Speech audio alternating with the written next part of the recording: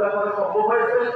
এই গানগুলোকে আমরা যেন সবকে দাঁড়িয়ে করে কবুল করে সেদিকে দোয়া করি। আর একটা কথা, আমি যেহেতু দায়িত্বে আছি কিছু কথা আমার বলতে হয়।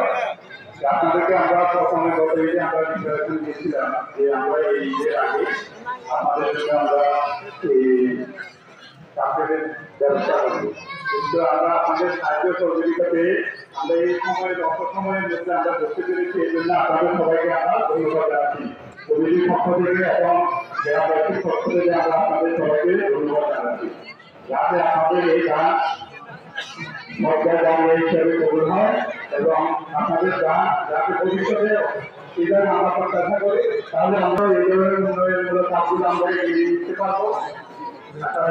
আর আমাদের এখানে তিনটা প্রতিষ্ঠান রয়েছে, তিনটা প্রতিষ্ঠানের মধ্যে আপনারা কোরবানির দিবেন, কোরবানির টাকা দিতে পারেন বা কেউ যদি দান করেন, তাহলে আমরা এই নিশ্চিত থেকে মাদ্রাসার উন্নয়নমূলক কাজগুলো আমরা করতে পারবো।